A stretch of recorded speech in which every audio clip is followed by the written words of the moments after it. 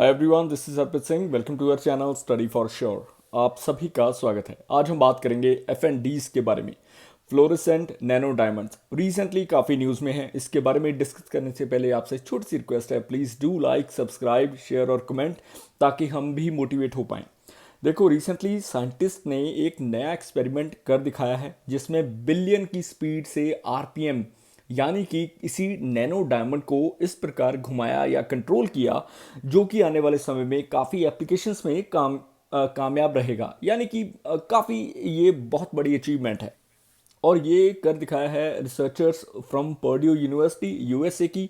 और 1.2 billion rotations पर minute इन्होंने एक इनक्रेडिबल स्पीड हासिल की है नैनो डायमंड के रूप में, और जिसको इन्होंने बोला है कि इसकी इल्यूमिनेशन से ऐसा लगता है कि ये छोटा सा वर्ल्ड का एक डिस्को है। यानी कि डिस्को में जैसे लाइटिंग रहती है, वैसे जो इसका जो इफेक्ट है वो एक छोटे से डिस्को जैसा है, जो कि ब्लिंकिंग नहीं है, बट इसकी इल्यूमिनेशन काफ़ी बढ़िया रही। राइट, अभी के लिए रिसर्चर्स ने लेविटेट करके दिखाया है नैनो डायमंड को। अभी आप बोलोगे लेविटेशन क्या होती है। देखो, लेविटेशन आपने एक न्यूज़ सुनी होगी रिसेंटली कि धरती से चांद पर हम कुछ ट्रेन चलाने वाले हैं जो कि सतह से थोड़ी ऊंचाई पर चलेंगी, समथिंग लाइक दैट। यानी कि इसको हवा में वैक्यूम चैम्बर के अंदर घुमाना, वो चीज़ पॉसिबल कर दी गई है। और टीम काफ़ी खुश है। कुछ कुछ इस प्रकार का एक्सपेरिमेंट रहा, आप देख सकते हो। नेक्स्ट स्लाइड में आपको दिखाऊंगा। बट द फैक्ट इज़ कि अभी के लिए टीम ने पहली बार किसी नैनो डायमंड को क्रिएट किया, जिसका जो अप्रॉक्सीमेटली जो मास है वो 750 नैनोमीटर्स के करीब है। जो साइज़ है, high temperature high pressure conditions में इसको क्रिएट करना, उसके बाद इसकी स्पिनिंग के बारे में काम करना। सो दैट इज़ अभी के लिए ये जो टेक्नोलॉजिकल एडवांसमेंट है, आने वाले समय में काफ़ी समझो कि बेहतरीन रहने वाली है। वेरियस एप्लीकेशंस में ये चीज़ें काम आएंगी। ओमेगा शेप का कुछ एक्सपेरिमेंट रहा ये, जो इसका सफ़ायर वेफर है उसको लिया गया, उसके ऊपर डायमंड को रखा गया, फिर उसको लेविटेट करवाया गया। समहाउ सफ़ायर वेपर्स कुछ ऐसी चीज़ें हैं जो कि एल्युमिनियम ऑक्साइड से बनती हैं, और इनका जो काम है इंटीग्रेटेड सर्किट्स में काम आता है, एक्सरे डिफ्रैक्ट्रोमीटर में काम When you आता think है। of quantum physics, you वहीं think पर of nano atom, very, very diamonds को small वैक्यूम object. चैम्बर के But अंदर now we control hope that करना, we can test ये quantum बहुत physics बड़ा a टास्क है। little bit यानी कि more काफ़ी macro. इंजीनियरिंग क्वेश्चंस खड़े होते हैं, साइंटिफिक मेथड्स का यूज़ होता है। जैसा कि आपके दिमाग में अभी भी होगा कि इसको क्राफ्ट कैसे किया, ट्रैप कैसे किया। ओमेगा शेप आप देख सकते हो कि येलो कलर का सफ़ायर वेपर है। इस पर इन्होंने ट्रैप करने की कोशिश की, इलेक्ट्रोमैग्नेटिक फील्ड्स को कंट्रोल करने की कोशिश की, जिसकी वजह से प्रॉपर एनवायरमेंटल कंडीशंस में, या फिर ये एक समझो कि लिमिट के बियॉन्ड गए। जब इन्होंने सक्सेस रेट हासिल किया, सिर्फ लेविटेशन ही नहीं देखी, इन्होंने स्पिन क्यूबिट्स के बारे में भी जाना। स्पिन क्यूबिट्स होते हैं जैसे कि वैक्यूम स्टेज में किसी चीज़ को ले जाओ और वो जब घूमने लगती है तो उसके आरपीएम्स को नोट करना, एक तरह का बैरी फेज।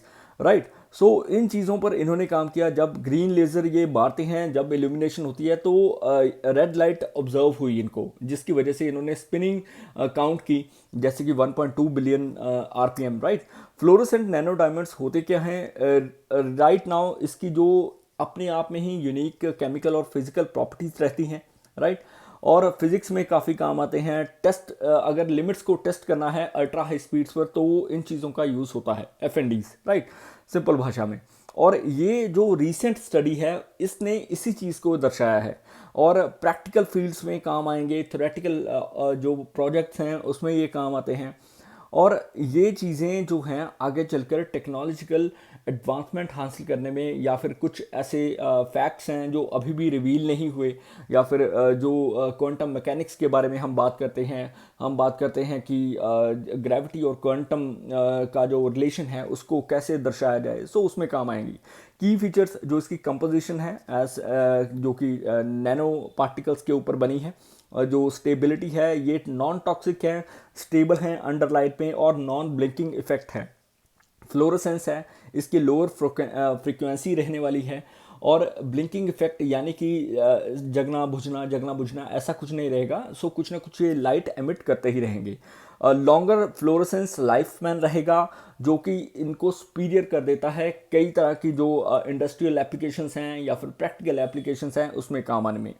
सो ये इनके की फीचर्स रहे। टेक्नोलॉजिकल एडवांसमेंट की अगर बात करूं तो इसकी जो प्रोडक्शन है वो अपने आप में ही एक क्वेश्चन है, क्योंकि कंट्रोल्ड एनवायरनमेंट में इस पर काम करना होता है, हाई टेम्परेचर हाई प्रेशर के ऊपर। वहीं पर डोपिंग, इसको नाइट्रोजन एटम के साथ मिक्स करके नाइट्रोजन वैकेंसी सेंटर्स क्रिएट करने पड़ते हैं जो कि होस्ट करते हैं स्पिन क्यूबिट्स को, जो कि एक समझो कि ये जो क्वेश्चन है स्पिन क्यूबिट्स का, ये असल में क्वांटम के साथ ही रिलेट करता है, राइट। सो वैक्यूम लेविटेशन करनी ये पॉसिबल हो पाना बहुत मुश्किल रहा अभी तक। सो इन फ्यूचर हम देख सकते हैं कि किसी तरह की कोई टेक्नोलॉजिकल एडवांसमेंट यानी कि कुछ लेविटेशन एक्सपेरिमेंट्स किए जाते हैं, सो ये पॉसिबल हो पाएंगे। और मैग्नेटिक इलेक्ट्रिक फील्ड को एक कंट्रोल्ड वे में इनके ऊपर छोड़ना ताकि ये लेविटेट कर पाए। वहीं पर अगर हम ड्रॉबैक्स की बात करें तो टेक्निकल चैलेंजेस के साथ साथ कंप्लेक्सिटी भी एक प्रॉब्लम रही है। द रीज़न बीइंग क्योंकि स्पिन क्यूबिट्स को लेविटेट करवाने के लिए हमें एक इलेक्ट्रिक और मैग्नेटिक फील्ड का जो सेटअप चाहिए वो काफ़ी इंट्रिकेट यानी कि कॉम्प्लिकेटेड है। सो उस पर काम कर रहे हैं जो रिसर्चर्स हैं, वैज्ञानिक हैं, वो इस पर लगे हुए हैं। बट अभी के लिए इन्होंने इस चीज़ को पॉसिबल कर पाया है क्योंकि इसकी जो एप्लीकेशंस हैं वो आने वाले समय में जो बायोलॉजी है, सेल ट्रैकिंग है, हाई रेजोल्यूशन इमेजिंग को प्रोड्यूस करने के लिए या फिर टेम्परेचर सेंसिंग को प्रोड्यूस करने के लिए, सेंसर्स के ऊपर या फिर इंडस्ट्रियल डेवलपमेंट में काम आ सकती है, राइट। सो वेरियस तरह की जो एनोमलीज हैं अभी के लिए पूरे वर्ल्ड में, सो इससे काफ़ी ज़्यादातर तौर पर हल हो पाएंगी, राइट।